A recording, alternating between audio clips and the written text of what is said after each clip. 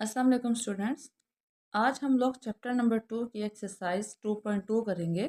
Exercise 2.2 करने से पहले हम ये समझ लेते हैं कि लॉगरिथम क्या होता है, क्योंकि एक्सरसाइज 1.1 जब हमने की थी तो उसमें लॉगरिथम का इतना जिक्र नहीं था। वहाँ पे सिंपल साइंटिफिक नोटेशन से ऑर्डिनरी नोटेशन में जाना था या फिर ऑर्डिनरी नोटेशन से साइंटिफिक नोटेशन में जाना था।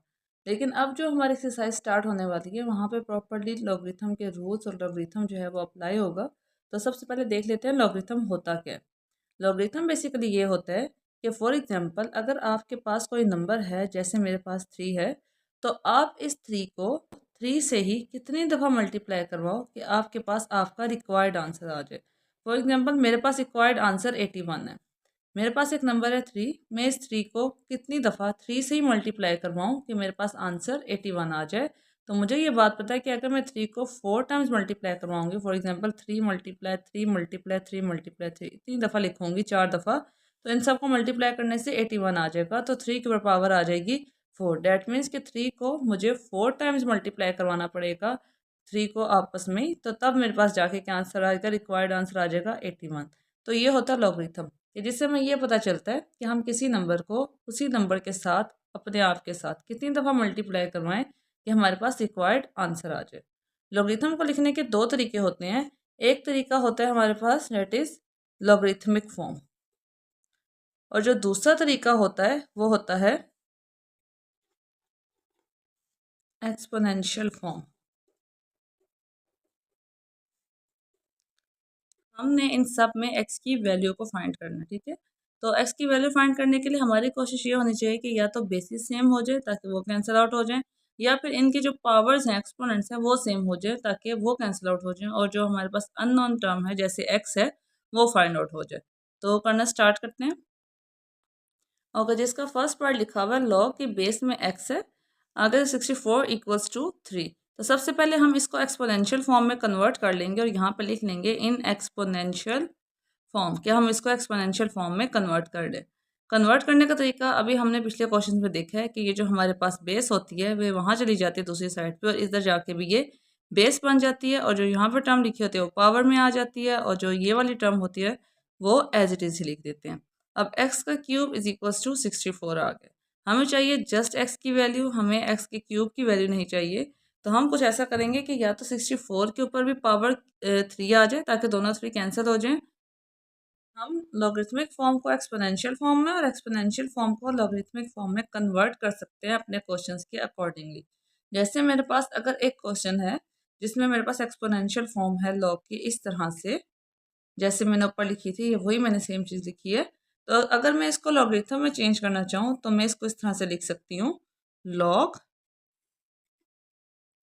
यहाँ पे जो बेस होती है वो लॉग की भी बेस होती है, यहाँ पे जो वैल्यू आती है वो वाली वैल्यू आती है जो यहाँ पे हमारे पास रिजल्ट होती है, इक्वल्स टू, और जो पावर होती है वो यहाँ पे दूसरी साइड पे आ जाती है। तो मैं इसको लॉगरिथमिक फॉर्म में ऐसे लिख लूँ, ठीक है। हम एक और एग्जांपल करते हैं तो उससे ज़रा ज़्यादा अच्छे से समझ आ जाएगी। जैसे अगर मैं यहाँ लिखती हूँ 10 की पावर 2 इज इक्वल्स टू 100, कि अगर मैं 10 को 2 टाइम्स मल्टीप्लाई करवाऊंगी तो आंसर मेरे पास 100 आ जाएगा। तो इसी को अगर मैंने लॉगरिथमिक फॉर्म में करना हो तो मैं लिखूंगी लॉग, जो चीज़ बेस में होती है यहाँ पे भी, मतलब जो नीचे होती है पावर के, वो यहाँ पे भी बेस में आती है। यहाँ पे जो हम चीज़ लिखते हैं वो आंसर लिखते हैं जो हमारे पास रिक्वायर्ड होता है, जैसे यहाँ पे 100 है इक्वल्स टू, और इस साइड पे हम लोग हमेशा पावर लिखते हैं, तो मैंने यहाँ पे पावर लिख दी 2। तो ये हमारे पास सिंपल एक्सपोनेंशियल फॉर्म थी, इसको मैंने लॉगरिथमिक फॉर्म में कन्वर्ट कर दिया। और इसी तरह अगर मेरे पास कोई लॉगरिथमिक फॉर्म आ जाए, जैसे इस तरह से लिखा हो, log base 2 of 8 is equals to 3, और मैंने इसको कन्वर्ट करना हो एक्सपोनेंशियल फॉर्म में, तो इसको करने की एक छोटी सी ट्रिक है कि आपके पास जो बेस में चीज़ होती है आप इसको उठाकर दूसरी साइड पे ले जाएं। जब ये बेस वाली चीज़ दूसरी साइड पे जाएगी तो ये उसको धक्का दे देगी और ख़ुद ये बेस बन जाएगी, और ये जो 3 है ये इसकी पावर में आ जाएगा। इसी तरह इक्वल्स टू 8 जो है इस साइड पर वो एज इट इज़ रहेगा, और लॉग्स जो है वो ज़ाहिर है साथ इसलिए नहीं आएगा यहाँ पे क्योंकि ये अब एक्सपोनेंशियल फॉर्म है, और ये तो लॉगरिथमिक फॉर्म थी तो इसलिए इसके साथ लॉग था, तो यहाँ पे नहीं आएगा। बस आपने ये याद रखना है कि जो बेस में चीज़ है वो उठ के दूसरी साइड पे चली जाएगी और वहाँ जाके इसको धक्का दे देगी, तो वो खुद बेस बन जाएगी, और जो यहाँ पे बेस थी वो क्या बन जाएगी, उसकी पावर बन जाएगी, और जो दूसरी टर्म है, जो रिजल्ट वाली टर्म होती है, वो एज इट इज़ रहेगी। तो ये इसका बेसिक जो है वो कुछ कॉन्सेप्ट था। अब हम लोग एक्सरसाइज स्टार्ट करते हैं 2.2। एक्सरसाइज 2.2 का पहला क्वेश्चन है express each of the following in logarithmic form, कि यहाँ पे जितने क्वेश्चन दिए हुए हैं आपने उसको लॉगरिथमिक फॉर्म में करना है। तो क्वेश्चन मैंने लिख लिए सारे, स्टार्ट करते हैं हम लोग करना। यहाँ पे जो फर्स्ट क्वेश्चन है उसमें लिखा हुआ है कि 10 की power 3 is equals to 1000। That means कि अगर मैं 10 को 3 टाइम्स मल्टीप्लाई करवाऊंगी तो आंसर मेरे पास 1000 आएगा। इसको अब हम लॉगरिथमिक फॉर्म में कर लेते हैं। तो इसके लिए वही तरीका जो मैंने आपको पहले बताया था कि जो हमारे पास आंसर होता है ये वाली चीज़, ठीक है, वो रिक्वायर्ड आंसर जो होता है वो हम लोग लॉग के साथ लिखते हैं। जो बेस होती है यहाँ पे क्वेश्चन में बेस होती है वो लॉग के नीचे भी बेस में ही आती है, और इक्वल के बाद हम लोग जो पावर होती है वो लिखते हैं। तो अब आप ये देखें ये हमारे पास लॉगरिथमिक फॉर्म में आ गया, ठीक है। अब अगला क्वेश्चन करते हैं 2 की पावर 8 इज इक्वल टू 256। आप इनकी प्रैक्टिस करेंगे तो ये आपको अच्छे से समझ भी आ जाएंगे और करने भी आ जाएंगे। इसके ऊपर आप एक लाइन ऐड कर सकते हैं इन लॉगरिथमिक फॉर्म, या आप लिख सकते हैं इसके साथ। तो इसमें भी अगर आप देखें तो लॉग के साथ पहले जो आंसर होता है वो लिखते हैं, फिर जो बेस होती है यहाँ पे जो बेस होती है जैसे यहाँ पर 2 है वही बेस हम लॉग की भी बेस बनाते हैं, और इक्वल के बाद हम लोग जो पावर में होती है चीज़ वो वाली चीज़ लिख देते हैं। तो ये हमारे पास लॉगरिथमिक फॉर्म में आ गया। इसी तरह आप अगर थर्ड वाला क्वेश्चन देखें तो यहाँ पे भी जो आंसर है हमारे पास जो कि 1/27 है वो हम लॉग के साथ लिख देंगे, और यहाँ पे जो हमारी बेस है जो कि 3 है वो बेस में लिखेंगे, इक्वल्स टू जो हमारे पास पावर है वो हम इक्वल के बाद में लिख लेंगे। अब आते हैं क्वेश्चन नंबर 4 पे। यहाँ पे अगर आप देखें तो यहाँ पे भी लॉग के साथ हम आंसर लिखेंगे जो 400 है, जो यहाँ पे ऊपर बेस है जो कि 20 है वो यहाँ लॉग में भी एज अ बेस आ जाएगी, और इक्वल के बाद जो पावर होती है वो लिखते हैं, तो यहाँ पे मैं भी पावर वाली चीज़ लिख दूँगी। अब अगर इसका नेक्स्ट पार्ट देखें तो यहाँ पे लॉग के साथ जो आंसर है जो कि 1/2 है वो लिख देंगे। यहाँ पे बेस हमारे पास 16 है तो यहाँ लॉग के साथ बेस भी 16 आएगी, और जो पावर होती है जैसे 1/4 माइनस 1/4 वो इक्वल के बाद आ जाती है, तो ये भी इक्वल के बाद आ जाएगी, ठीक है। नेक्स्ट पार्ट करते हैं। अब इसमें भी हम लोग पहले लिख लेंगे लॉग के साथ जो आंसर है हमारा 121 वो लिखेंगे। यहाँ पे जो बेस है 11 वही बेस हम लॉग की बेस बनाएंगे, और इक्वल के बाद जो पावर होती है जैसे यहाँ पे 2 है वो वाली पावर हम यहाँ लिख लेंगे। अब अगर इसका नेक्स्ट पार्ट देखें तो P is equals to Q की पावर R है, तो यहाँ पे भी पहले मैं लॉग लिखूंगी। लॉग के बाद जो आंसर है, आंसर हमेशा हमारा एक्सपोनेंट और बेस के बगैर जो दूसरी वाली साइड होती है वो होती है। यहाँ पे अगर आप देखें तो इन्होंने हमेशा यहाँ पे राइट साइड पे आंसर लिखा हुआ है, लेकिन यहाँ पे उन्होंने लेफ्ट साइड पे आंसर लिख दिया, तो इधर आपने कंफ्यूज नहीं होना। आंसर हमारा P है यहाँ पे, बेस यहाँ पे Q है, तो बेस में हम Q लिखेंगे, और इक्वल के बाद जो पावर है जो एक्सपोनेंट है वो हम लोग यहाँ पे लिख देंगे।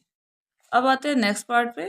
तो यहाँ पे देखें लॉग के साथ आंसर जो कि 1/2 है वो लिखेंगे, जो यहाँ पे बेस है जो कि 32 है वो यहाँ लिख देंगे लॉग की बेस में, और इक्वल के बाद जो पावर होती है वो लिखते हैं, तो यहाँ पावर जो है वो 1/-1/5 लिख देंगे।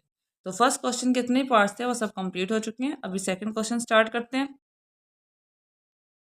क्वेश्चन नंबर 2 में वो कह रहे हैं express each of the following in exponential form, कि यहाँ पे जो उन्होंने क्वेश्चन हमें लॉगरिथमिक फॉर्म में दिए हुए हैं इनको हम लोगों ने एक्सपोनेंशियल फॉर्म में कन्वर्ट करना है।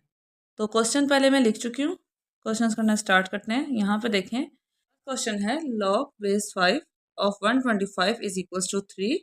तो इस क्वेश्चन को एक्सपोनेंशियल फॉर्म में करने के लिए पहले अगर आप यहाँ पे चाहें तो लिख सकते हैं इन एक्सपोनेंशियल फॉर्म। तरीका मैं आपको पहले भी एक्सप्लेन कर चुकी हूँ कि जो हमारे पास बेस होती है वो यहाँ से दूसरी साइड पे चली जाती है और जाके इसको धक्का दे देती है। जब ये 3 को धक्का देगा तो 3 जो है वो पावर में चला जाएगा, और जो ये 5 है ये खुद बेस बन जाएगी। तो 5 खुद बेस बन गई है और 3 जो है वो पावर में चली गई है, और यहाँ पे जो 125 है ये एज इट इज़ ही रहता है जिस तरह से लिखा होता है, ठीक है। इसको हम सीधा करके लिख लेते हैं, मतलब इसको राइट साइड पे और लेफ्ट साइड पे आगे पीछे लिख लेते हैं, तो ये हमारे पास प्रॉपर एक्सपोनेंशियल फॉर्म है। इसी तरह अगर हम अब दूसरा क्वेश्चन करें तो यहाँ भी देखें आप कि 2 जो है वो बेस में 2 उस साइड पे जाएगी, तो क्या होगा कि जो 4 है वो इसके ऊपर आ जाएगा, ठीक है। 2 उधर जाएगा तो 4 जो है वो पावर बन जाएगा, और 2 जो है वो खुद बेस हो जाएगी, इज इक्वल्स टू जो 16 है वो एज इट इज़ नीचे आ जाएगा। तो ये हमारे पास एक्सपोनेंशियल फॉर्म आ गई।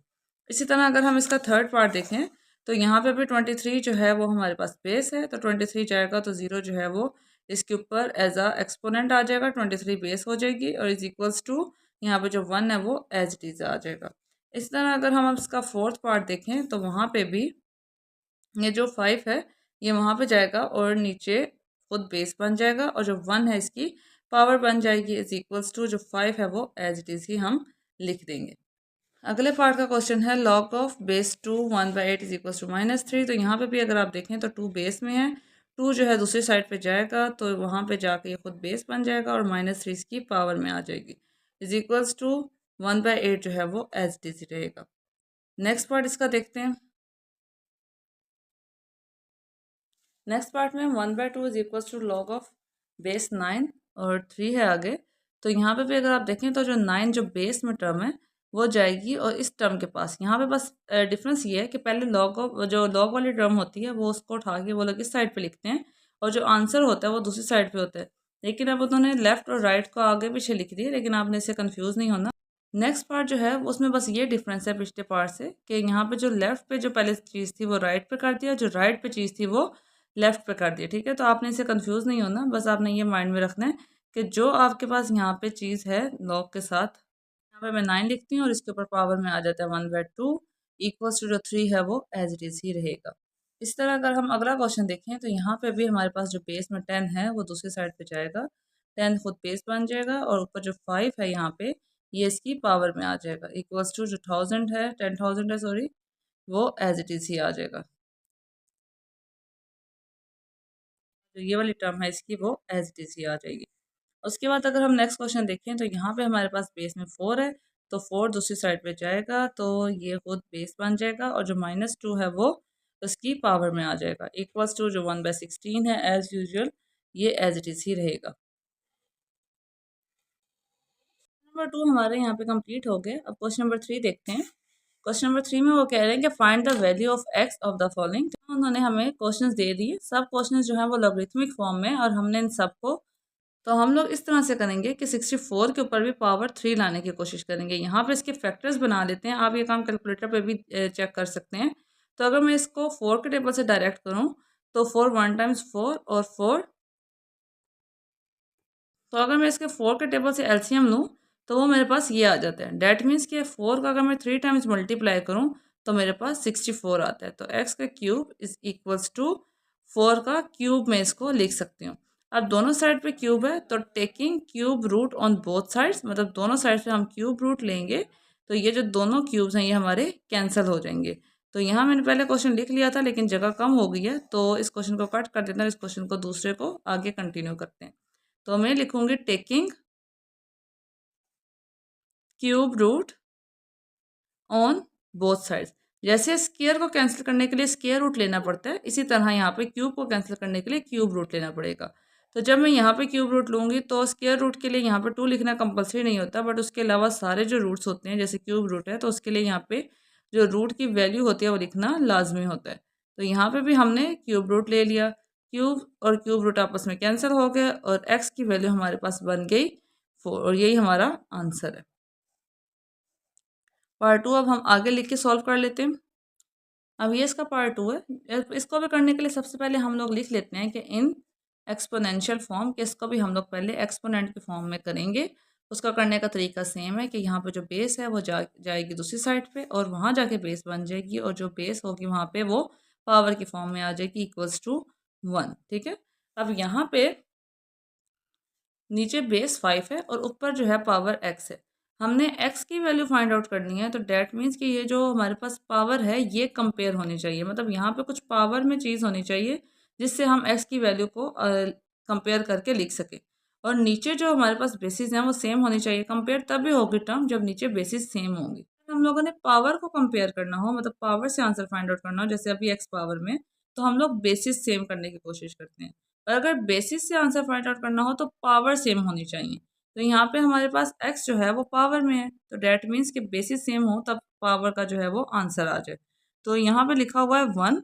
1 जो है इसको हम लोग एक इस तरह से लिख सकते हैं कि किसी भी टर्म की जो पावर होती है अगर वो 0 हो जाए तो वो किसके इक्वल होती है, 1 के इक्वल होती है। चाहे वो 5 की पावर 0 हो, चाहे वो x की पावर 0 हो, चाहे वो y की पावर 0, किसी की भी पावर 0 इक्वल्स टू 1 होती है। तो मैं 1 को यहाँ पे अपने क्वेश्चन के अकॉर्डिंगली 5 की पावर 0 लिख दूंगी, क्योंकि 5 की पावर 0 इक्वल्स टू 1 ही है। जब 5 की पावर 0 आ जाएगा तो ये जो दोनों नीचे बेसिस हैं ये आपस में सेम हो गई हैं, तो डैट मीन्स कि अब हम इन दोनों को कंपेयर कर सकते हैं। तो by comparing exponents x equals to 0 आ जाएगा, बेसिस आपस में कैंसिल आउट हो जाएंगे और x की वैल्यू जो है वो 0 हमारा आंसर आ जाएगा। अब इसके पार्ट 3 की तरफ चलते हैं। यहाँ पे भी सबसे पहले इसको एक्सपोनेंशियल फॉर्म में लिख लेते हैं। लिखने का तरीका x जो है दूसरी साइड पे चला जाएगा, ऊपर पावर 1 इक्वल्स टू 8। ये क्वेश्चन बहुत सिंपल है क्योंकि x की पावर 1 है, तो जिसकी पावर 1 होती है उसको आप लोग इस तरह x की पावर 1 लिखें या सिंपल x लिखें, दोनों सेम ही होते हैं। तो डैट मीन्स कि ये x ही है, तो x इज इक्वल्स टू 8 हमारे पास आंसर आ भी गया। ठीक है, इसमें हमें कुछ भी एक्स्ट्रा करने की जरूरत नहीं पड़ी, ना ही कोई एक्सपोनेंट वगैरह कंपेयर करने की जरूरत पड़ी, आंसर सिंपल ही आ गया। इसके बाद अगर हम नेक्स्ट पार्ट देखें तो वहाँ पे भी सबसे पहले इसको एक्सपोनेंशियल फॉर्म में कर लेते हैं। इसके लिए 10 जो है वो बेस बन जाएगा वहाँ जाके, और -3 इसके ऊपर आ जाएगा इक्वल्स टू यहाँ पे क्या आ गया x। अगर आप यहाँ पे देखो तो यहाँ भी हमारे पास कोई भी बेस या एक्सपोनेंट का कोई इशू नहीं है, हम आराम से इसी वैल्यू को सॉल्व करके x का आंसर निकाल सकते हैं। तो 10 की पावर -3 है, तो इसका मतलब है कि ये हम लोग 1/10 की पावर 3 की फॉर्म में लिख सकते हैं। 1/10 की पावर 3 की फॉर्म में लिखा है, तो ये जो पावर नेगेटिव थी वो ओवर में लिखने से, मतलब रेसिप्रोकल लेने से वो पावर पॉजिटिव हो गई है। ठीक है, तो ये जो 1/10 की पावर 3 है ये 1/1000 है, क्योंकि 10 की पावर 3 मतलब 1000 या आप कैलकुलेटर पर डायरेक्ट भी कैलकुलेट कर सकते हैं, तो इक्वल्स टू x, और यही इसका आंसर है। एक दफ़ा दोबारा इसको देख लें कि यहाँ पे 10 बेस में था, वहाँ जाके बेस बन गया, -3 इसके ऊपर आ गया इक्वल्स टू x। उसके बाद x के यहाँ पे जो पावर है वो माइनस की फॉर्म में। इस पावर को पॉजिटिव करने के लिए हम इस वैल्यू का रेसिप्रोकल ले लेंगे। वैल्यूज़ की रेसिप्रोकल लेने से पावर्स जो है उनके साइन चेंज हो जाते हैं। अगर माइनस है तो प्लस हो जाएगी, प्लस है तो माइनस हो जाएगी। तो ये पॉजिटिव हो गई, equals to x as it is रहा। 10 की पावर 3 आप कैलकुलेटर पे भी लें या वैसे भी 10 की power 3, that means 10 multiply 10 multiply 10 जो कि 1000 ही बनता है, तो 1/1000 आ गया, तो ये x का आंसर है। अब अगला क्वेश्चन देखते हैं। तो इसका अगर एक्सपोनेंशियल फॉर्म में लिखें तो ये 4 के ऊपर 3 की पावर 2 आएगा इक्वल्स टू x। ठीक है, अब यहाँ पे भी अगर आप देखें तो यहाँ पे भी हमें कुछ कंपेयर करने की ज़रूरत नहीं है, सिंपल x आ गया है हमारे पास एक्सपोनेंशियल फॉर्म में। बस इसको अब यहाँ पे हम सॉल्व करेंगे तो हमारा आंसर आ जाएगा। 4 को मैं 2 का स्क्वायर इस फॉर्म में लिख सकती हूँ, क्योंकि 2 का स्क्वायर भी 4 ही होता है। एक मल्टीप्लाई में 3/2 जो ऊपर पावर थी वो इक्वल्स टू x। 2 से 2 कैंसिल, और 2 की फॉर्म में लिखने का, इस पावर में लिखने का मकसद भी यही था कि 2 ऊपर और नीचे कैंसिल हो जाए। तो ये 2 की पावर 3 रह गई इक्वल्स टू x रह गया। 2 की पावर 3 मतलब 2 मल्टीप्लाई 2 मल्टीप्लाई 2 डेट मीन्स 8। तो x का जो आंसर है वो आ गया 8। तो ये इस क्वेश्चन का आंसर है। अब इसका नेक्स्ट पार्ट देखिए। यहाँ पे जब मैं इसको करूँगी एक्सपोनेंशियल फॉर्म में तो 2 जो है वो इस तरह से आएगा, x उसके ऊपर पावर इक्वल्स टू 1024। अब यहाँ पे x हमारे पास सिंपल नहीं आया बल्कि पावर में आ गया, तो डेट मीन्स कि अब हमें यहाँ पे इसकी बेसिस जो है दोनों वो सेम करनी पड़ेंगी ताकि कंपेयर होके x का जो ऊपर है पावर में उसका आंसर आ सके। तो 1024 का हम यहाँ पे एलसीएम लेके देख लेते हैं। तो 1024 ताकि फैक्टर्स पता चल जाएं। 2 5 टाइम्स 10, 2 1 ज़ा 2, 2 2 ज़ा 4। इसी तरह आगे देखें तो 2 2 ज़ा 4, 2 5 टाइम्स 10 और 2 6 ज़ा 12। 2 1 टाइम्स 2, 2 2 ज़ा 4, 2 8 ज़ा 16, 2 6 ज़ा 12, 2 4 ज़ा 8, और उसके बाद 2 3 ज़ा 6, तो 2 टाइम्स 4, 2 16 टाइम्स 32, 2 8 ज़ा 16, 2 4 ज़ा 8, 2 2 टाइम्स 4 एंड 2 1 टाइम्स 2। ये काफ़ी सारे 2 आ गए हैं। 1 2 3 4 5 6 7 8 9 10। 10 टूज जो हैं वो आए हैं, तो 1024 आया है। तो 2 की power x is equals to 2 की पावर 10। 2 को 10 टाइम्स आपस में मल्टीप्लाई करेंगे तब जाके 1024 आए।